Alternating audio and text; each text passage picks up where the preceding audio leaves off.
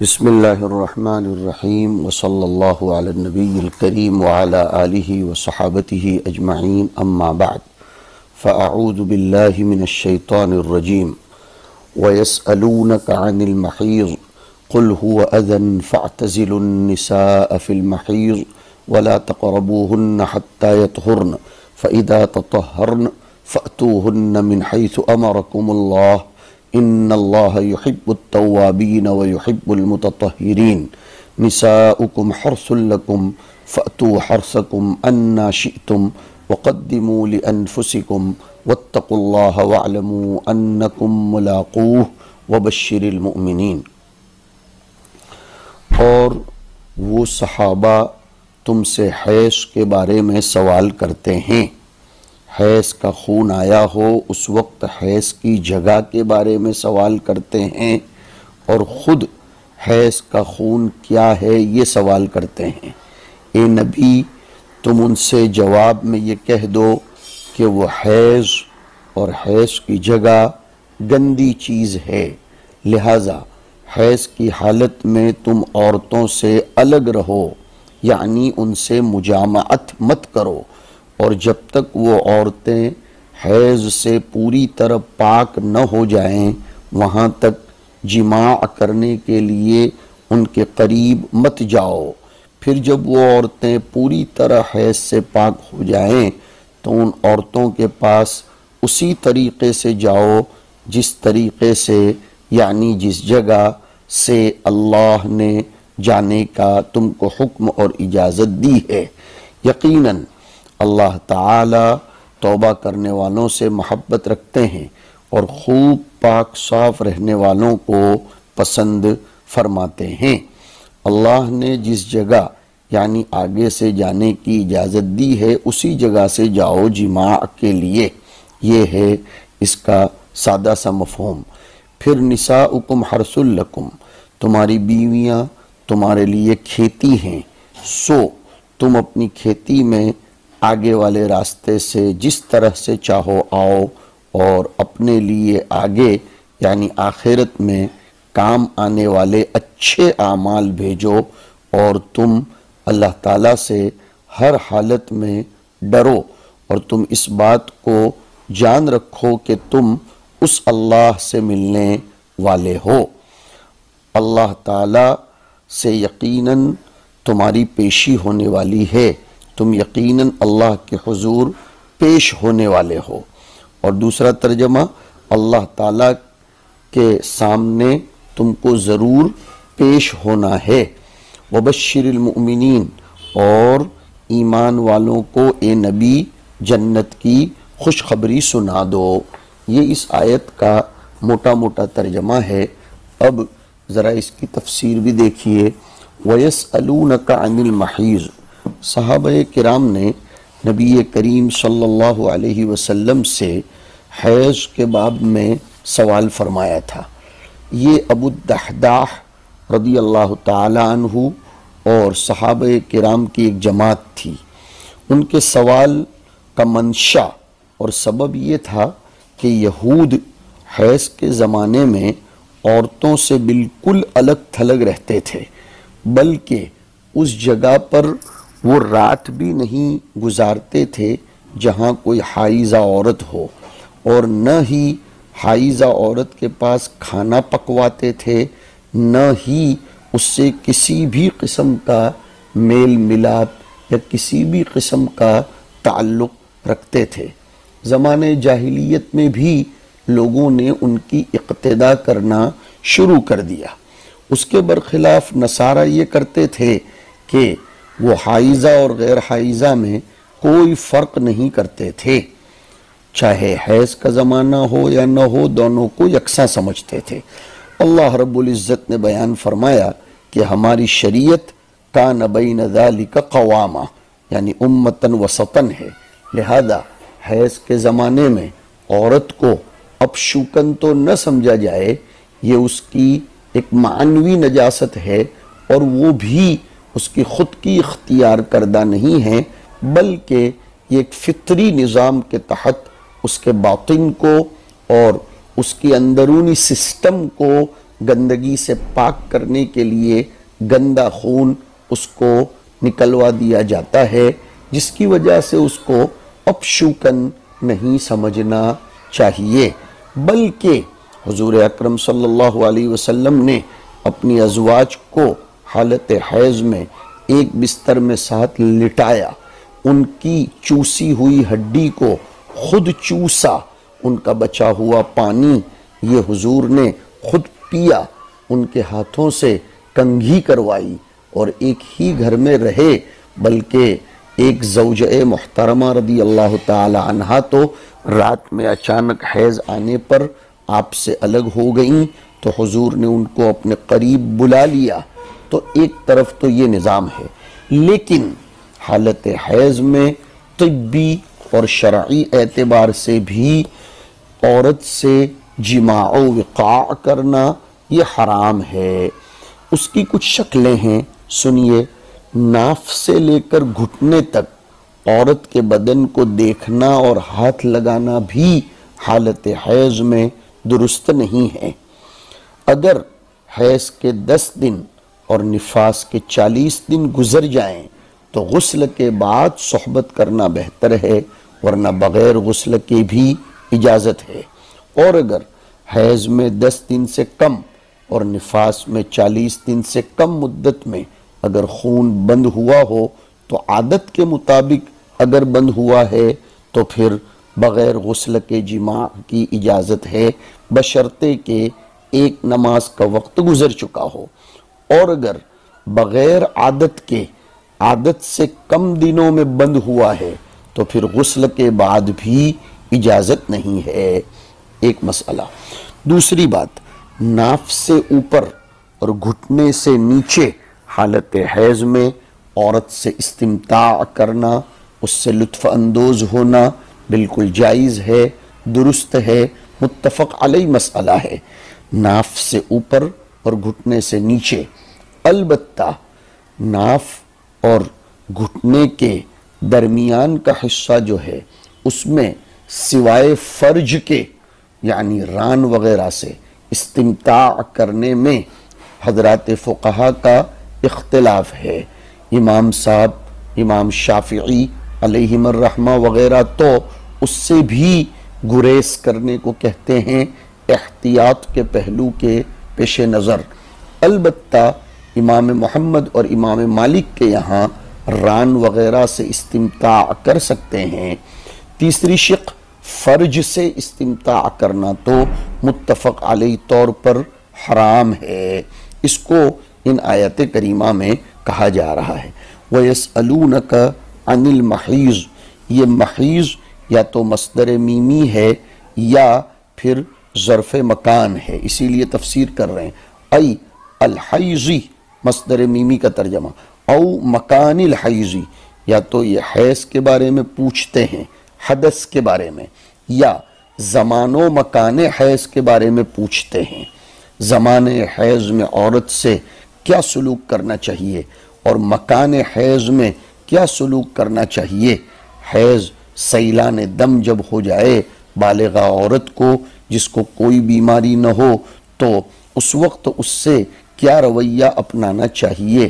قل، آپ کہہ دیجئے کہ ہوا اذن، تو پوچھا تھا نا ماذا یفعل بالنساء فیہ، کہ عورتوں کے ساتھ اس جگہ پر یا اس زمانے میں کیا کیا جا سکتا ہے۔ آپ کہہ دیجئے وہ گندگی ہے، قذر او محلہ قذر، خود حیض کا خون گندا ہے اور اس کی جگہ بھی تو گندی ہے، یہ فرمایا جا رہا ہے۔ فاعتزلوا النساء، تم عورتوں سے دور رہو۔ اس کا ایک مطلب تو یہ ہو سکتا تھا کہ عورتوں سے بالکل الگ تھلگ ہو جاؤ، اپنا مکان بھی الگ کر لو اور ان سے بالکل قریب نہ جاؤ۔ یہ مطلب کہیں کوئی نہ لے لے، اس لیے کہا کہ اعتزلوا بمعنی اترکوا وطیہن فی المحیض، تم ان سے وطی کرنا حیض کے زمانے میں چھوڑ دو۔ یہاں محیض کو وقت الحیض یا مکان الحیض یعنی زمان اور مکان دونوں کے معنی میں لیا جائے گا۔ ایام حیض کا خون انتہائی زہریلا، تیزابی اور متعفن ہوتا ہے، کیونکہ یہ عورت کے جسم کا حصہ نہیں ہے، اس لیے اس کا نکل جانا بھی ضروری ہے۔ یہ اللہ کا بہترین نظام اور سسٹم ہے۔ تو اعتزلو کا مطلب ہرگز یہ نہ لیا جائے کہ ان سے بالکل الگ تھلگ رہا جائے، نہیں، بلکہ فرمایا ان سے وطی کو ترک کر دو، اس لیے کہ اس میں تمہارا جسمانی نقصان ہے۔ وَلَا تَقْرَبُوهُنَّ بِالْجِمَاعِ حَتَّى يَطْهُرْنَ، اور تم ان سے جماع کے ذریعے قریب مت جاؤ۔ یہ بالجماعی کی تفسیر لینی پڑے گی، ورنہ سطحی تفسیر کریں گے تو مطلب یہ ہوگا کہ تم ان کے قریب مت جاؤ کا مطلب ان سے بستر میں ایک ساتھ مت لیٹو، ان کے ساتھ کھانا مت کھاؤ، ان کو ٹچ مت کرو، نہیں، یہ مطلب نہیں ہے۔ لہذا تفسیر کر رہے ہیں کہ بالجماعی یہ کنائی معنی ہے، تو لا تقربوہن بول کر کنایا کیا گیا ہے ولا تجامعوہن سے، کہ تم ان کے قریب مت جاؤ جماع کے ذریعے، حتی یطہرن، یہاں تک کہ وہ اپنی عادت کے ایام کو پوری کر لیں، ایک نماز کا وقت گزر جائے، اور اسی طریقے سے حتی یطہرن وہ غسل کر لیں، بسکون الطاء وتشدید الطاء، یطہرن اور یطہرن، اگر یطہرن پڑھتے ہو تو تشدیدی ہا والہا، یطہرن یعنی طا کی بھی تشدید، ہا کی بھی تشدید۔ اگر یہ دوسری قرات پڑھتے ہو یطہرن تو اس قرات کے اعتبار سے وفیہ ادغام التاء فی الاصل فی الطاء، اصل میں تھا یتطہرن باب تفاعل سے، تا اور طا دونوں ایک مخرج ہیں، اس لیے ایک کا دوسرے میں ادغام کر دیا گیا۔ اور یطہرن یا یطہرن تفسیر کیا اس کی، ان یغتسلن بعد انقطاعہ، کہ وہ ایام کے پورے ہونے کے بعد غسل کر لیں۔ ہاں، امام صاحب کا مسلک میں نے سنایا کہ اگر اس کے ایام 10 ہیں، دم کا انقطاع ہو گیا تو غسل کے بغیر بھی قرب حاصل کر سکتا ہے۔ اقل حیض میں البتہ غسل کے بغیر قرب حاصل نہ کرے، یہ بات ضرور کہی گئی ہے۔ ہاں، البتہ عادتاً اس کا پورا ہو جائے تو کم از کم ایک نماز کا وقت گزر جانا یہ ضروری ہے، لیکن احوط تو یہی ہے کہ بہر صورت وہ غسل کر کے پاک ہو جائے، پھر تم اس کے قریب جاؤ۔ فَإِذَا تَطَهَّرْنَ، جب وہ پاک ہو جائے، فَأْتُوهُنَّ، تو تم ان کے قریب آؤ۔ یہاں بھی آنا یہ کنایا ہے عن الجماع، اس لیے فرمایا فَأْتُوهُنَّ لِلْجِمَاعِ مِنْ حَيْثُ أَمَرَكُمُ اللَّهُ، جہاں سے تمہیں اللہ نے اجازت دی ہے، یعنی جہاں اب تک ممنوع تھا حالت حیض میں، وہاں اب آ سکتے ہو۔ من حیث امرکم اللہ بتجنبہ فی الحیض، جہاں سے اللہ نے بچنے کا حکم دیا تھا حیض کے زمانے میں، وہو القبل، اور وہ صرف آگے کا راستہ ہے، ولا تعدوہ الی غیرہ، تم پیچھے مت جاؤ اور کسی جگہ اپنی منی کو ضائع اور برباد مت کرو۔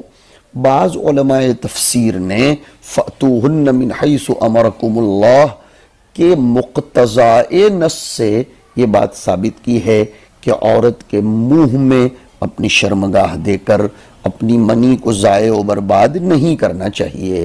ان اللہ یحب التوابین، یحب کا لازمی معنی کر رہے ہیں کہ یثیب و یکرم، اللہ تعالیٰ بدلہ عنایت فرماتے ہیں، اکرام کرتے ہیں۔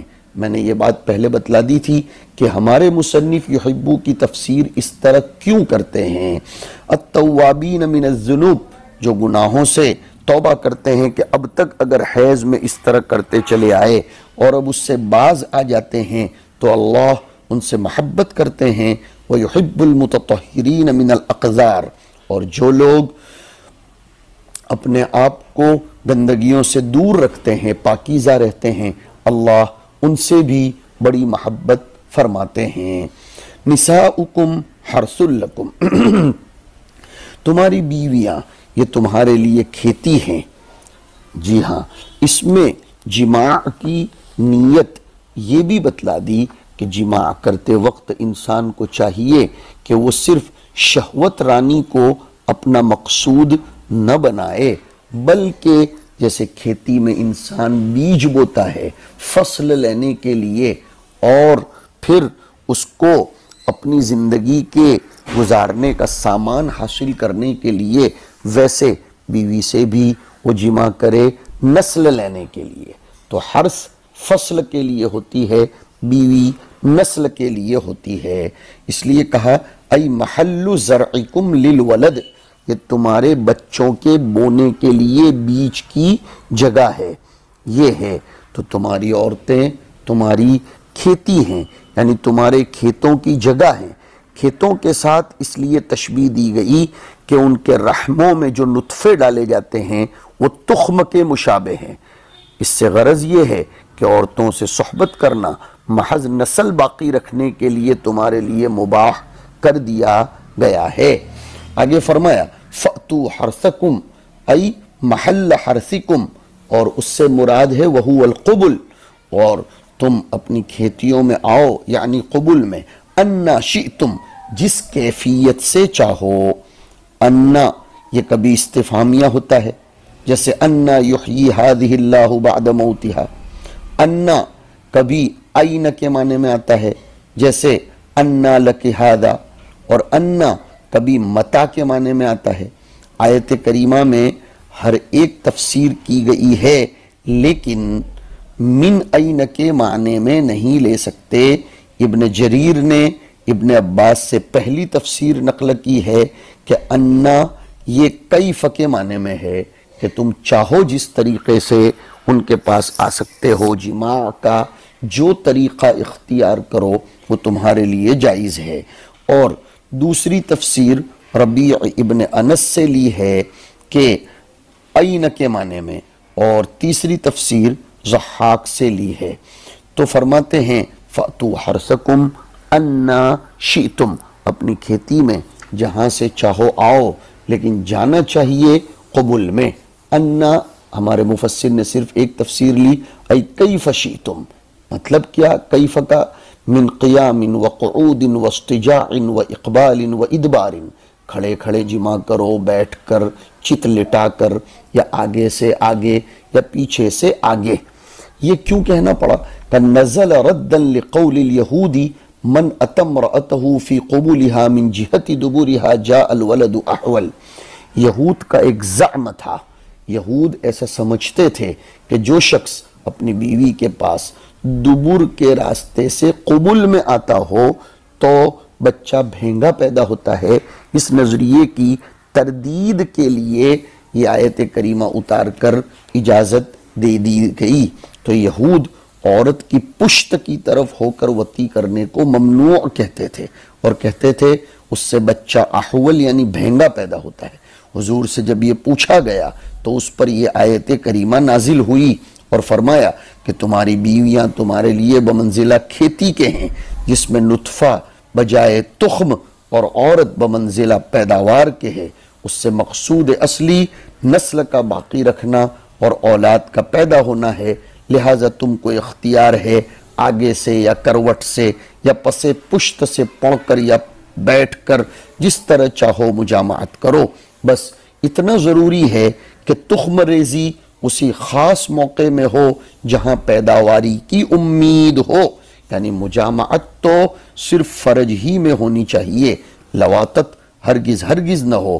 یہود کا خیال غلط ٹھہرایا کہ اس سے بچہ احول پیدا ہوتا ہے۔ اسی طرح قریش کے قبیلے کے لوگ عورتوں کو خوب چرتے تھے۔ جی ہاں، ابو داؤد کی روایت میں یشرحون النساء شرحا منکرا، اور کبھی سیدھی کبھی الٹی کبھی چت لٹا کے خوب ان سے مزے لیتے تھے۔